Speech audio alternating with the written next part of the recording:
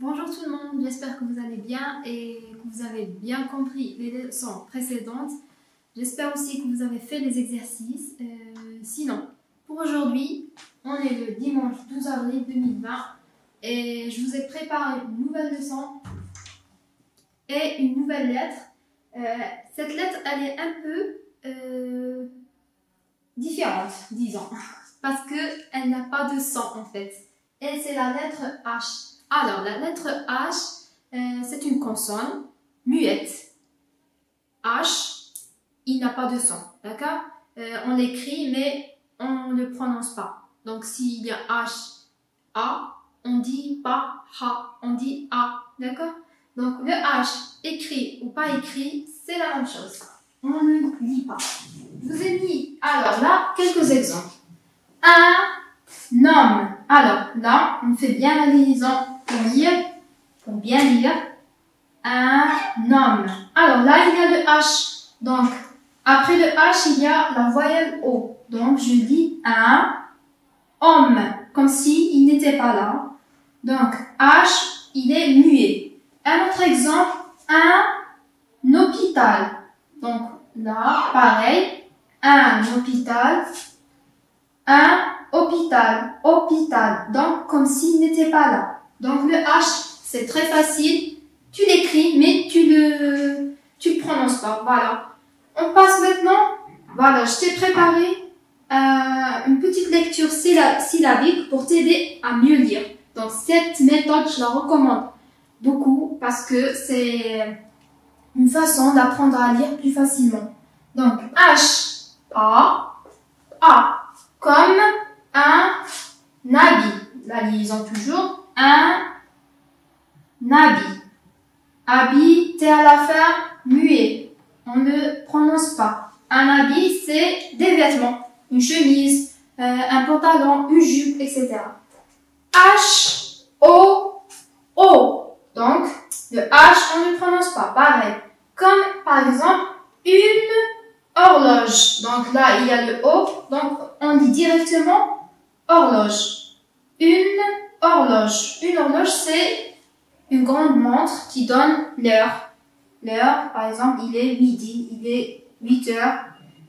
H, I, I. Le H et le I, ça fait I. Comme une histoire. Donc, il y a le I. H ne se lit pas. On dit directement une histoire. Une histoire, c'est une histoire qu'on raconte. Elle peut parler de n'importe quoi. Donc, voilà. H. E, E, comme l'herbe, herbe. Herbe, c'est le gazon, ce qui est en vert. H, et. Donc, pareil, H, il est là, mais on le voit, mais on ne le lit pas. Un héros. S à la fin, mais on ne prononce pas. S muet, un héros. Donc, on dit un héros. Comme Superman, Batman, etc. H, U, U. Pareil, H muet, on dit juste la voyelle U toute seule. Comme hurler, ça veut dire crier. Maintenant, je t'ai écrit quelques exemples. Donc là, il y a des exemples avec le H au début de la phrase, mais on peut le retrouver au milieu, après une consonne par exemple. Comme là, un rhume. Donc là, comme s'il n'était pas là. Donc je lis R-U, rue. On met H, mais on ne lit pas. Un rhume. Un autre exemple, le thé. Comme H muet, on ne lit pas. Pareil, T et T. Le thé qu'on boit. O. Ça veut dire O. C'est O. Et le contraire, c'est bas, d'accord? Plus bas. Une habitude. Pareil, H muet, donc on lit habitude. On écrit le H, on voit le H, mais on n'entend pas. Une habitude, ça veut dire quelque chose que je fais souvent, très très très souvent. D'accord? J'ai l'habitude de me laver les mains souvent, après chaque 5 minutes. D'ailleurs, je vous recommande de vous laver les mains très très très souvent. Il faut que ça devienne une habitude. D'accord. On passe. Un hérisson. Alors, pareil, H muet, on dit hérisson. Après, le haricot. Là, c'est un T muet, d'accord? T muet. Le haricot. Pareil, H muet, on dit haricot. C'est un légume qui est comme ça, un petit peu fin et vert. Voilà, les haricots verts. Maintenant, tu vas faire pause et tu vas dire les syllabes, les exemples ainsi que les mots. D'accord? Après, on passe à la lecture des phrases. Alors, première phrase. Un homme dort dans le hamac. Un homme, la liaison pour bien lire, dort, T muet, dans le hamac. Il y a le H, mais on ne lit pas, on lit directement hamac. Le hamac, c'est une sorte d'un lit, on va dire, un lit qu'on accroche tout fin et on peut se balancer, oui, on peut se balancer. Donc voilà, on l'accroche à deux arbres et on se met là, comme ça, et on se balance, on peut dormir sur le hamac, etc. C'est très très reposant, voilà. Deuxième phrase, je mange des haricots. La liaison toujours pour bien lire.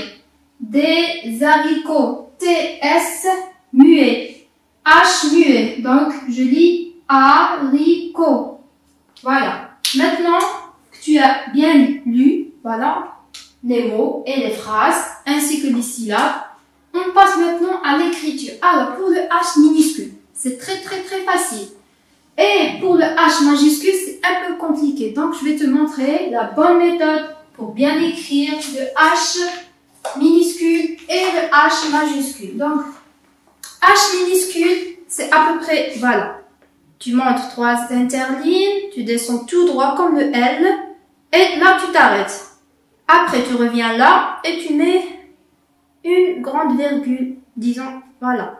Donc, 1, 2, 3, je monte 3 interlignes, je commence par là, je monte, je descends tout droit, je remonte, et voilà. H minuscule. Pour le H majuscule, c'est un peu compliqué, mais tu vas y arriver.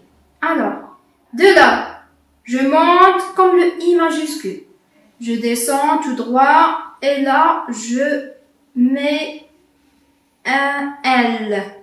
Et là, je sépare. Donc, si tu n'arrives pas à le faire, je te recommande de le faire dans l'espace. D'accord? Comment dans l'espace? Comme on a l'habitude de le faire, tout simplement. Donc, là, je mets ma main gauche pour la ligne et la droite pour écrire. Donc là, le H minuscule. De là, je monte, je descends tout droit, je remonte et hop, voilà, H minuscule. Maintenant, le H majuscule. Donc, tu vas recommencer jusqu'à le H parfait. Donc voilà, tu vas recommencer et recommencer pour bien voir le mouvement, pour bien écrire le H. Après, le H majuscule. On a dit, comme le I majuscule, je monte, tire, je descends tout droit, et là, je remonte et je colle le L, et voilà. Et après, je mets un petit tiret pour, disons, les séparer. Alors, maintenant, regarde bien, je vais essayer d'écrire là. Tu vas prendre le cahier d'essai, écrire la date d'aujourd'hui, le titre écriture, et écrire avec moi. Alors là, je monte 3 interlignes, je descends tout droit, et voilà, le H en 3 mouvements. Comme le L, je monte 3 interlignes, je descends tout droit, et voilà. Après, toute la ligne, hein. H minuscule, H minuscule, H minuscule, voilà. Après, on va voir comment on écrit le H majuscule. Donc, on va se positionner là environ. Et entre le deuxième interligne, 2, et le troisième interligne. 1, 2, 3. Entre les deux. Donc, je monte au troisième interligne, je tire, je descends, je tourne, j'écris comme le L, je descends tout droit, et là, je fais un petit trait. C'est très facile. Il faut juste prendre l'habitude de bien écrire. Allez. A, I, je remonte, et voilà. H. Encore une fois. I, un L, et un petit trait. Donc voilà. Bon, maintenant que c'est terminé, oui, c'est déjà fini, parce que le H, il est très facile à écrire et on ne le lit pas, donc faut juste retenir les mots, les mots-clés, voilà, les mots qu'on utilise beaucoup avec le H. Pour l'instant, tu retiens les mots que j'ai mis et surtout l'écriture. C'est très important l'écriture. Donc si tu arrives à bien écrire, tu arriveras à bien lire aussi. Donc je t'invite à aller au deuxième livre d'exercice. Enfin le deuxième livre, oui. Donc cahier d'exercice numéro 2, l'orange, page 14 et la page 15. Tu fais l'exercice à partir du deuxième. Tu fais les exercices et j'espère bien que tu as bien compris et que tu as bien... J'espère aussi que tu n'as pas d'autres questions. J'espère que tu as aimé la séance d'aujourd'hui. Alors, avant de finir, j'aimerais te lire une petite histoire que tu vas adorer. Et personnellement, moi, j'ai adoré. Je la trouve super intéressante, l'histoire. Donc voilà. Alors, je vais te raconter l'histoire de H. L'histoire de H, et je suis sûre et certaine que tu vas trouver l'histoire super sympa. Et donc voilà, c'est parti. La lettre H était une hutte muette. Elle ne parlait pas. Elle était très discrète dans la ville des alphas. Les alphas, ce sont les lettres de l'alphabet. On va les appeler dans cette histoire les alphas. Ce sont les autres lettres. Alors, je disais, elle était très discrète dans la ville des alphas. Pourtant, elle avait l'air très gentille. Et elle avait beaucoup d'animaux qui habitaient près de chez elle. Il y avait le hérisson, le héron, le hibou, une hirondelle et même un petit hamster. Les autres lettres alpha, ça veut dire les autres lettres de l'alphabet, ne comprenaient pas pourquoi H, la hutte, muette, était muette. Elle ne parlait pas. Muet, ça veut dire muet, on ne parle pas. Alors, elles décidèrent chacune à leur tour d'aller dans cette hutte pour voir si la hutte pouvait émettre un son.